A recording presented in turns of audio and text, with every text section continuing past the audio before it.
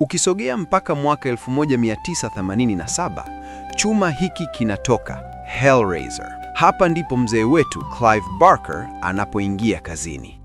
Alichukua hadithi kutoka kwenye kitabu chake The Hellbound Heart na akaigeuza kuwa filamu, yeye mwenyewe akiwa mwandishi, mwongozaji na mwandaaji.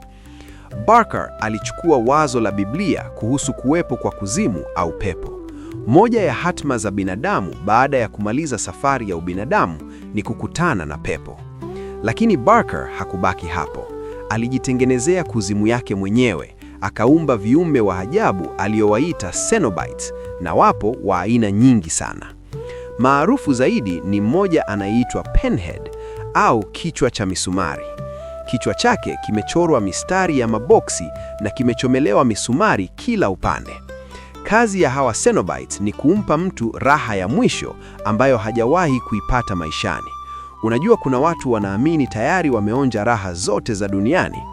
Hawa hutafuta raha zilizozidi mipaka. Basi hao ndio walengwa wa Cenobites. Barker pia alitengeneza box lenye nguvu za ajabu. Ni kama puzzle. Ukifanikiwa kulichezesha na kulifungua, mlango wa kuzimu unafunguka. Hapo ndipo hawa jamaa wanaingia duniani, wanakuchukua na kukupeleka kupata mateso ambayo ndio wao wanaita raha. Licha ya box na Cenobites, Barker anaonyesha uwezo mkubwa wa kusuka hadithi ya mapenzi yenye giza. Kuna Frank ambaye aliwahi kumsaliti kaka yake kwa kulala na shemeji yake. Frank anatumia box hilo kutafuta raha ya mwisho, lakini badala yake anapelekwa kuzimu. Kimakosa, damu ya kaka yake inapogusa masalia ya Frank, anarudi duniani. Tatizo ni kwamba hajarudi akiwa kamili, hana umbo. Ili akamilike, analazimika kunyonya damu za watu kadhaa. Lengo lake ni moja, kumrudia shemeji yake na kisha watoweke pamoja.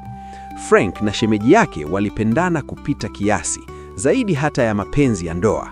Shemeji huyo aliwahi kuridhishwa sana na Frank kiasi cha kushindwa kabisa kumtoa akilini.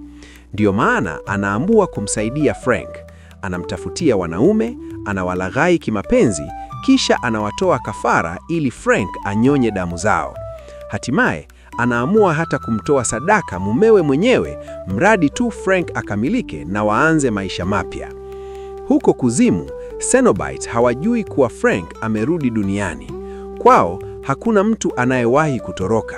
Ukishafunguliwa box, wanakushika milele. Ndio maana kurudi kwa Frank kunakuwa mshangao mkubwa.